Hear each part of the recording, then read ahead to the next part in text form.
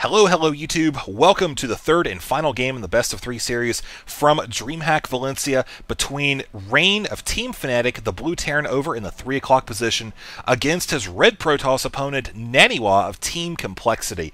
Now, let's talk about what we're going to be seeing here today on GSL Terminus. We can actually look back to the previous two games and maybe get a decent idea. The game number 1 took place on Metalopolis, where we saw that Naniwa opted for that defensive Sentry Expand style of play, and it worked out really well for him. He was able to transition into Robotics Facility Tech, get a Colossus or two, go in, and after holding off an attack, countering, doing even more damage, and eventually just being ahead for the rest of the game, coming out with the victory. So I think that kind of gave him some confidence that the Robotics Facility play would work out. He tried to incorporate that into game number 2. Didn't quite work so well. You saw how he didn't really have a lot of map control for most of the game. He did kind of move out and poke out with the Stalker a little bit, but for the most part, those drops that his opponent employed really kept Naniwa inside of his base for a good long while. And basically, just let Rain go unchecked, expand again, and eventually just win with bio play. I mean, it was very standard. You had the Marine, Marauder, Medevac, Ghost, Viking, able to easily counter the Colossi because, again, the losing the first one there to the drop was a pretty brutal hit. But moving forward, we're going to probably see another good, solid macro fight here today on Terminus. Now, we already have the players shaping up with their build orders just a little bit. We have Naniwa opening, very generic style. He could pretty much go any which way with this. Although I think it's going to be leading towards that same kind of Sentry Expand.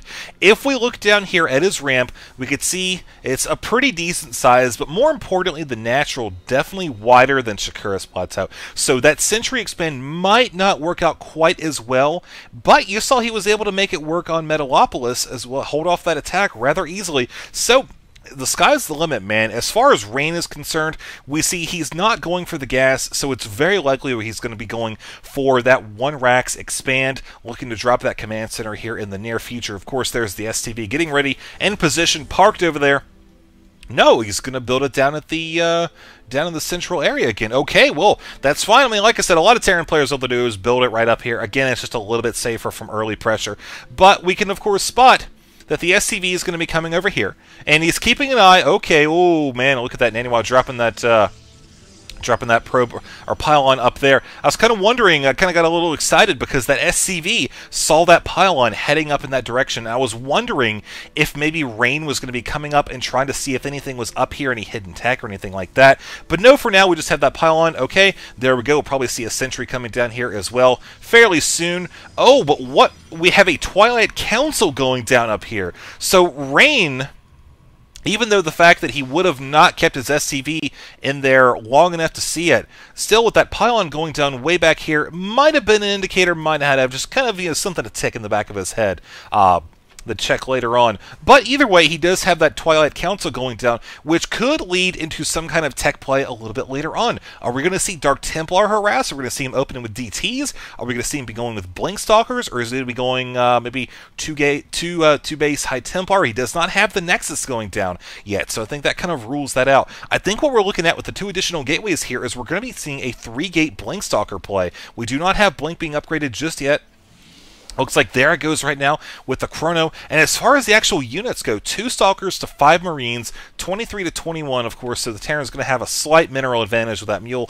But look at this, man. That second command center is just about done with that orbital command. And I feel like in a couple minutes, we're going to see Rain in a fantastic position for defensive play. He's already got the two Barracks add-ons working. He can start throwing down Marauders here at any point, also get that Stim Pack upgrade, which will help out oh so much, especially once he has those Medevacs out. But I'm really going to be looking to see if Naniwa is going to be able to hold this and basically try to break through the natural expansion. There's already a bunker up. Like I said, it's going to be increasingly difficult as the minutes go by. We're already approaching the 7-minute mark here in about 30 seconds or so. There's that Warp Gate technology just now finishing. So I think he's going to have to start applying some pressure here very soon. He, sure enough, is going to head with the forward proxy pylons. He's even dropping one up here, so maybe if he gets vision of the high ground, he can warp in a couple zealots, maybe draw some draw some Marines, Marauders up to the top, but that would require actually busting up here, which would be something we'd see later on, if at all. Now, we do have Rain aware of this attack. He sees those Stalkers. He's probably anticipating Blink. He's got the Marauders loaded, or the Marauders up here in the front, one of which is loaded into the bunker. Of course, it's going to receive that additional +1 range as a result of that. And Naniwa, likewise, has a very, very aggressive pylon. Look at this, just outside of the natural with a fantastic Blink, able to come back here behind the bunkers, bypassing them entirely, and going to be able to shut down this command center. Will he be able to shoot this thing down? If he does, it's going to be a pretty substantial loss for Rain. We are seeing him now try and defend that.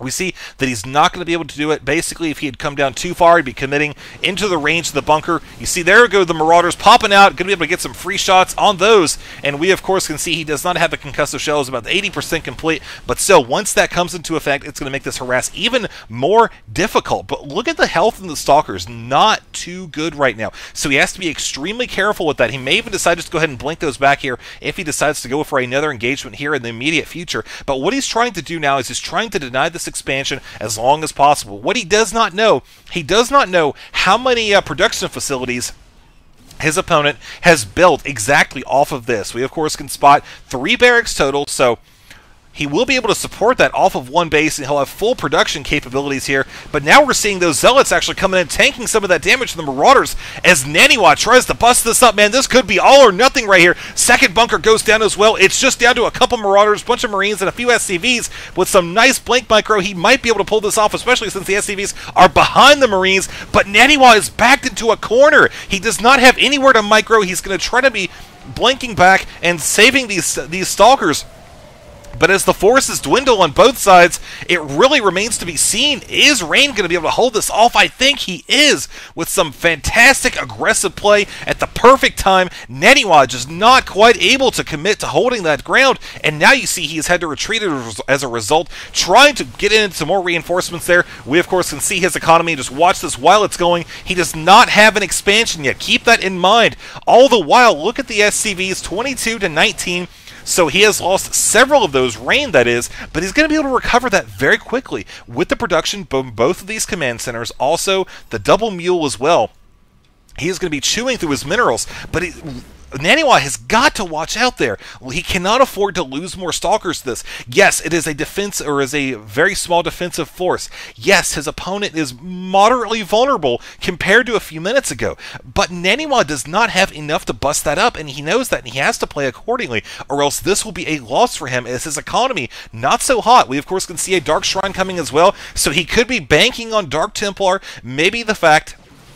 We'll talk about it in just a second here. Watching this Blink micro once again. FnaticRain pushing out, actually forcing the full retreat from Naniwa. Again, not able to bust in. Plenty of infantry here. Now, I'm thinking maybe what Naniwa is thinking is if he can get those dear Dark Templar up there and basically forcing the Terran with this constant harassment to continuously commit his energy on both command centers to mules, it's less likely he's going to be able to basically have enough for a scan. So he's going to have to hit at the perfect time when both of these command centers are low on energy, or else it's just going to be, again, another wasted opportunity.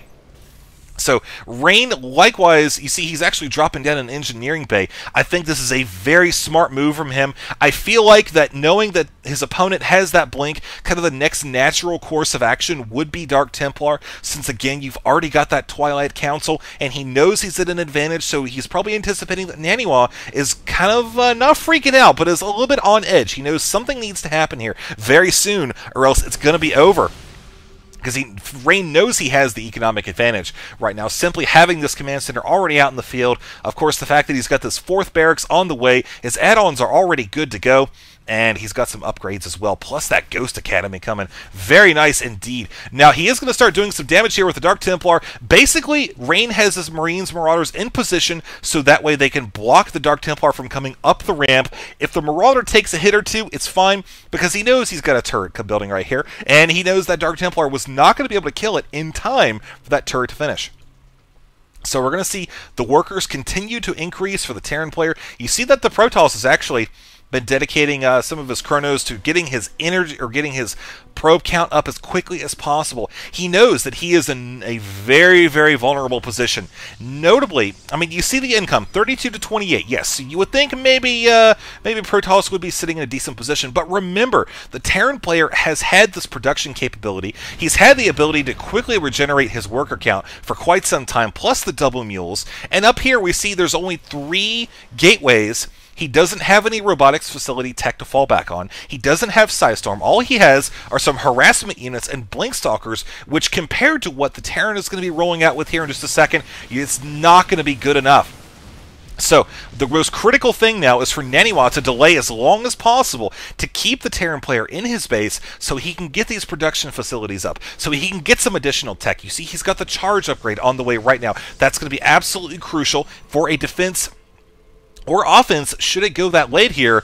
I'm really going to be looking for Rain to start doing a little bit more scouting, maybe possibly looking to assume some map control and try to clear out some of these pylons around the map. We, of course, can see them littered around. Well, they were littered around. I think there's only one left that's actually midfield. But Naniwa, very smart, keeping the Dark Templar over here at the Xel'Naga Watchtower. Of course, Rain comes over here, spots it, sees it. Okay, there you go. Quickly dispatching that unit, leaving one of his own to control that Watchtower. And again, keep an eye out for any counterattacks, any pressure that could be made in an attempt to keep Rain on his side of the map. But you see here, Naniwa is doing pretty much the only option he has. He knows he has to, again, delay the attack, so he's going out to meet him halfway. Any just a few seconds that he can buy will be invaluable. You see, you've got that Templar Archives on the way. That's meant to get some Archons out into the field, get some heavy hitters, which are what he needs. He's got a bunch of Zealots, a few Stalkers. That's about it. And so we're going to see this attack come in at a beautiful time for Rain, as Naniwa just does not have the ability to hold this off. And you saw his Zealots just got slaughtered, the Stalkers following suit, the probes coming in for a kamikaze run, not able to do anything. And you're going to see Naniwa actually with a GG Blizzard, please buff Protoss next patch. So what a way to go out, man.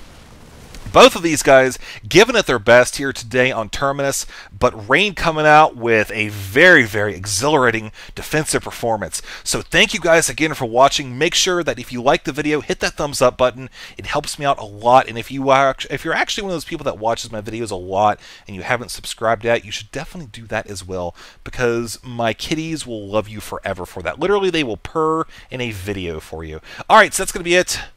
See you next video.